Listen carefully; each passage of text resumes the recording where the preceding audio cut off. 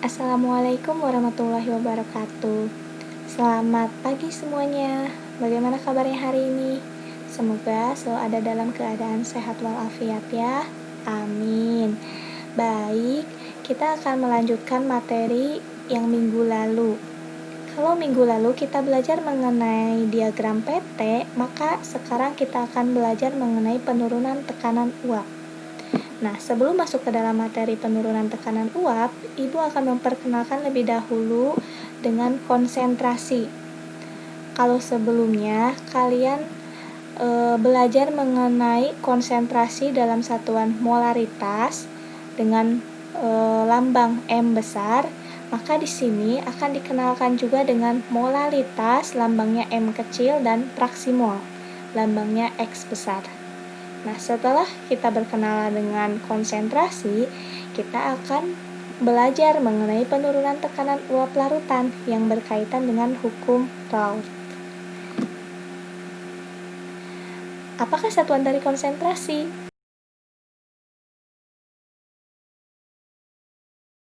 Kalian pasti akan menjawab dengan lancang molaritas. Tapi selanjutnya kita akan belajar mengenai molalitas dan praksimol. Nah, sekarang nomor 2. Hitunglah berapa molaritas 4,8 gram urea dengan NR 60 dalam 200 ml larutan. Silakan diisi. Ibu beri waktu kurang lebih 1 menit.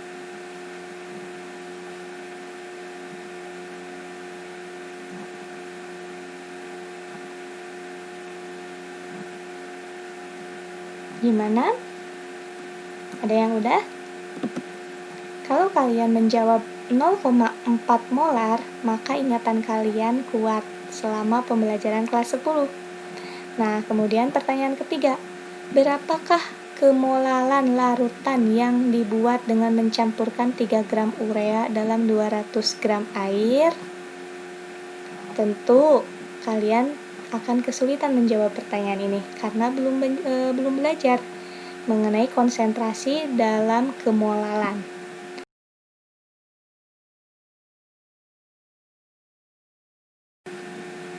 Konsentrasi. Sedikitnya ada 3 macam konsentrasi yang dipelajari. Pertama, yang sudah kalian ketahui sewaktu belajar di kelas 10, yaitu molaritas dengan lambang M besar, di mana molaritas adalah jumlah mol zat terlarut dibagi volum larutan dalam satuan liter. Nah, sedangkan molalitas lambangnya M kecil. Perhatikan dalam penulisan lambang jangan sampai salah ya. Nah, kalau molalitas lambangnya M kecil itu adalah jumlah mol zat terlarut dibagi massa pelarut dalam satuan kilogram. Tapi bila massa pelarutnya dalam satuan gram, maka rumusnya bisa menggunakan yang di bawah ini ya. Kemudian ada praksimol. Praksimol lambangnya X besar. Praksimol adalah jumlah praksimol itu ada dua, maaf. Praksimol itu ada dua. Ada praksimol untuk zat pelarut, ada praksimol untuk zat terlarut. Kalau untuk zat pelarut, maka mol yang ada di bagian atas itu adalah mol pelarut. Mol pelarut dibagi mol total. Mol total adalah mol pelarut ditambah mol zat terlarut.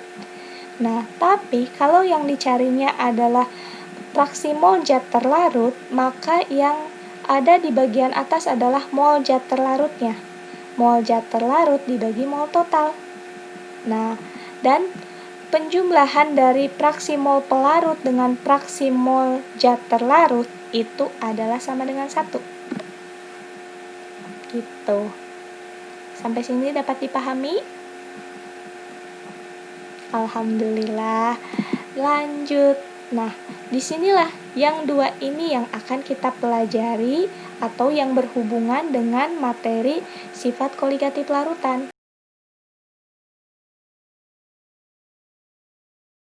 Baik, di sini ada beberapa contoh soal yang dapat kalian jadikan para panduan ya. Nah, kita akan menggunakan contoh soal yang muncul di pendahuluan tadi.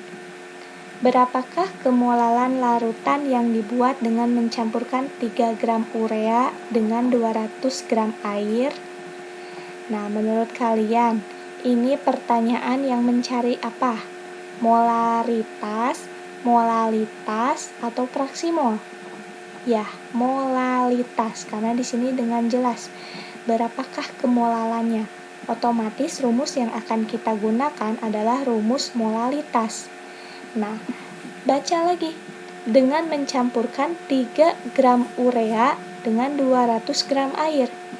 Di antara urea dengan air, siapa yang menjadi zat terlarutnya? Ureakah atau airkah?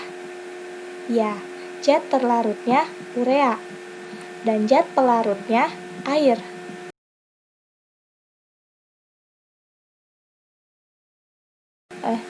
Nah, karena yang digunakan adalah molalitas, otomatis kita akan menggunakan rumus molalitasnya, yaitu mol zat terlarut dibagi dengan massa pelarut dalam satuan kilogram.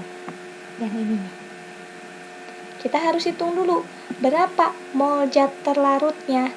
Karena tadi kita sudah ketahui mol zat yang terlarutnya itu adalah urea, maka kita hitung dulu. Jumlah mol urea berapa? Dengan cara massa urea dibagi dengan mR ureanya, di mana 3 dibagi 60, dapatlah 0,05 mol. Nah, setelah itu, berapa kilogram dari pelarutnya? Karena di sini tadinya gram dan ibu menggunakan rumus yang ini, jadinya ibu konversikan dulu. 200 gram dikonversikan menjadi kilogram, berapa? Maka 200 dibagi 1000, dapatlah 0,2 kg. Gitu. Setelah itu barulah dihitung, dapatlah jadinya 0,25 mol per kilogram. Ini adalah satuan dari molalitas.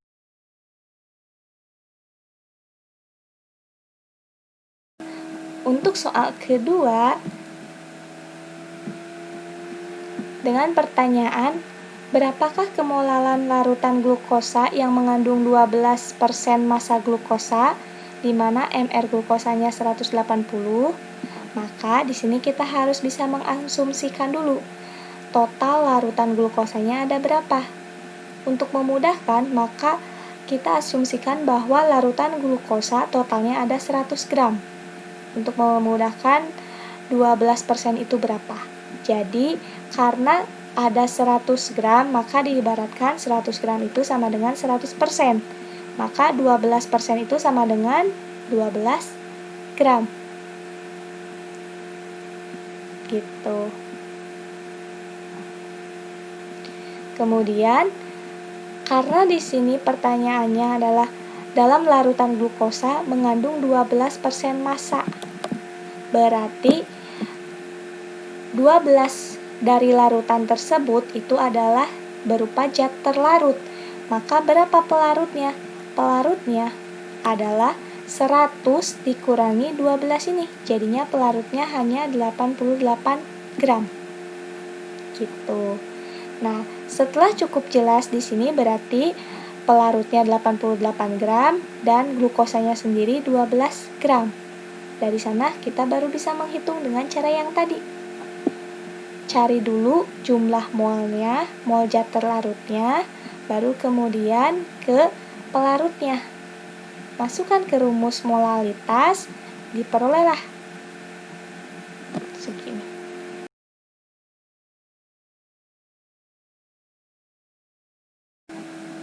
Nah, setelah mempelajari mengenai konsentrasi, barulah kita mempelajari penurunan tekanan uap. Sebelumnya, ibu pengen tanya dulu, siapa di sini di antara kalian yang suka menjemur pakaian di dalam ruangan?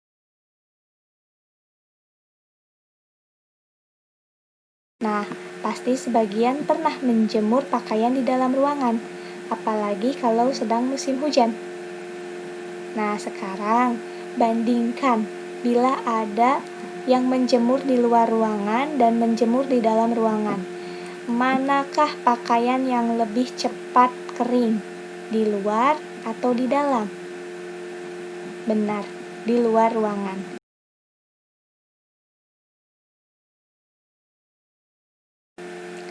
Karena air yang terperangkap di dalam pakaian basah itu segera menguap saat terkena paparan sinar matahari. Nah, berbeda dengan pakaian yang dijemur di dalam ruangan.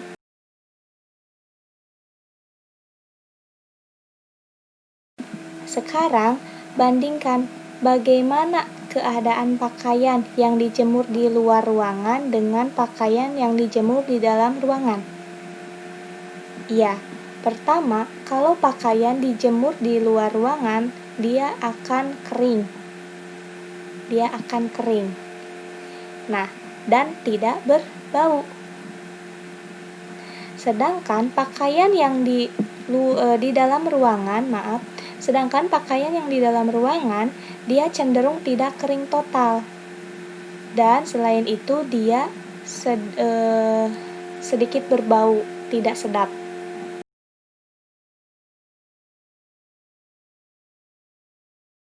Kenapa hal itu dapat terjadi? Karena ruangan tersebut menjadi jenuh, di mana pada keadaan jenuh penguapan tetap berlangsung, tetapi di saat yang sama terjadi pengembunan juga dengan laju yang sama. Dengan kata lain, di ruangan tertutup terjadi keseimbangan dinamis antara zat cair dengan tekanan uapnya.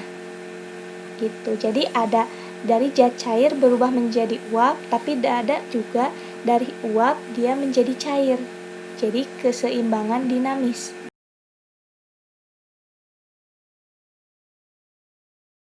Tekanan yang ditimbulkan karena adanya uap jenuh itu disebut dengan tekanan uap. Ini gambarannya.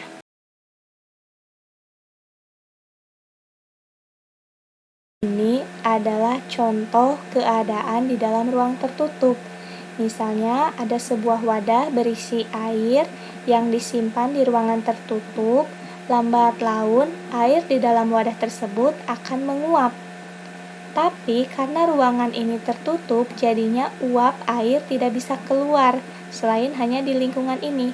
Sehingga akhirnya uap air sebagian ada yang kembali lagi menjadi cairan.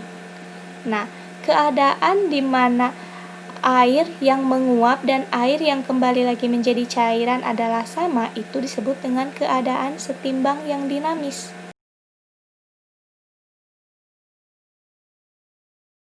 Ini sekilas info saja untuk membedakan mana yang volatil dan tidak volatil, karena kedepannya kita akan berkaitan dengan zat-zat yang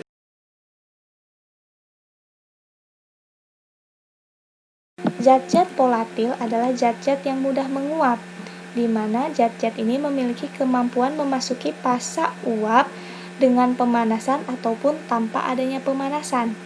Nah, zat-zat volatil atau zat-zat yang mudah menguap ini diantaranya aseton, eter, alkohol, kloroform, heksana, dan senyawa organik lainnya. Semua senyawa organik adalah senyawa volatil, artinya dia mudah menguap. Gitu. Sedangkan senyawa non-volatil atau yang tidak mudah menguap adalah senyawa yang biasanya dalam suhu kamar dia berbentuk dalam fasa padat. Nah, zat-zat non-volatil ini misalnya ada garam, perak nitrat, gula, gliserol, glikol. Itu contohnya saja dan masih banyak. Kalau untuk yang volatil senyawa organik ya.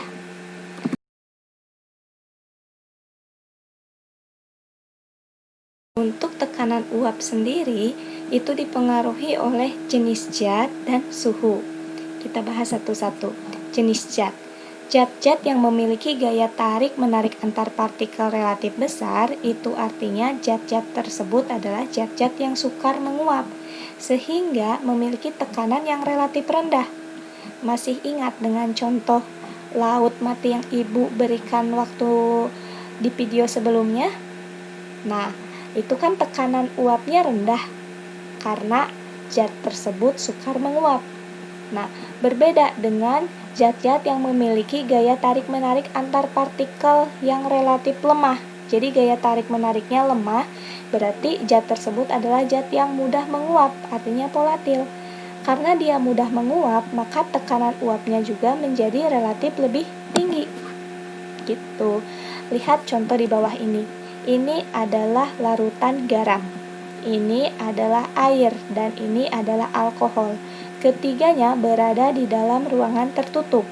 Nah, yang akan menjadi indikator atau menjadi patokan untuk natrium, klorida, dan alkohol adalah air sebagai pelarut murni. Saat air berada di dalam ruang tertutup, maka dia akan menguap dengan mudahnya. Dan saat larutan garam, yaitu berarti di larutan garam ini ada air, ada Na+, ada Cl- kan? Nah, saat larutan garam disimpan di dalam ruangan tertutup dan dia menguap, uap yang ada di uap ini bukan berasal dari ion Na ataupun ion Cl, tapi dia berasal dari pelarut murni. Artinya ini adalah uap-uap dari airnya itu sendiri. Gitu. Dan di sini alkohol, larutan alkohol. Nah, dalam larutan alkohol, uap yang muncul ke permukaan itu bukan hanya uap air saja, tetapi ditambah dengan uap alkoholnya, karena alkohol memiliki sifat mudah menguap. Bandingkan. Ini sebagai indikator atau pembanding utama. Ini tadi larutan NaCl dan ini alkohol. Bandingkan antara larutan alkohol dengan larutan NaCl.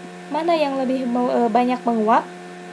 Ya, larutan alkohol yang lebih banyak menguap karena dalam penguapan ini bukan cuma airnya saja yang menguap, tapi zat terlarutnya juga ikut menguap. Tapi kalau di sini yang menguap hanya pelarutnya saja, yaitu hanya airnya saja. Gitu. Dapat dipahami?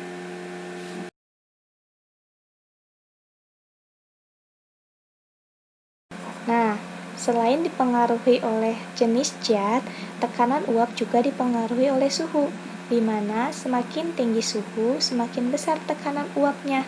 Perhatikan tabel berikut, di mana ini adalah tabel tekanan uap jenuh pada berbagai suhu.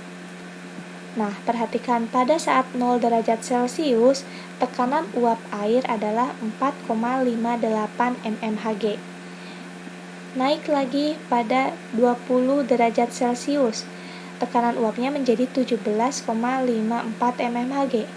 Kemudian pada saat 50 derajat Celcius, tekanan uapnya menjadi 97,5 mmHg hingga akhirnya saat suhunya 100 derajat Celcius, air tekanan uapnya menjadi 760 mmHg. Dari sini bisa kita lihat bahwa semakin tinggi suhu, maka semakin besar pula tekanan uapnya.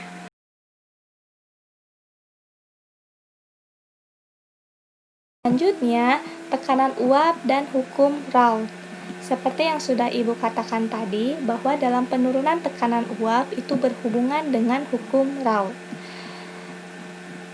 F.M. Raoult atau dikenal saja dengan nama Raoult, itu adalah salah satu kimiawan asal Prancis yang menemukan bahwa tekanan uap komponen bergantung pada fraksi mol komponen itu dalam larutan.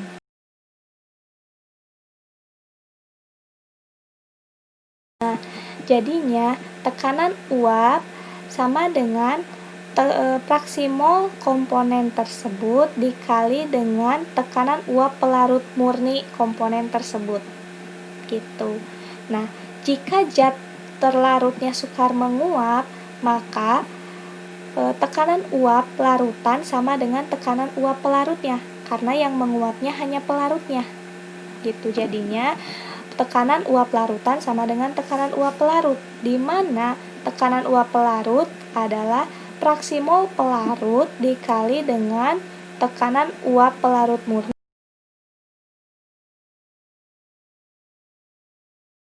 Selisih antara tekanan uap larut murni dengan tekanan uap larutan itu dikenal dengan penurunan tekanan uap.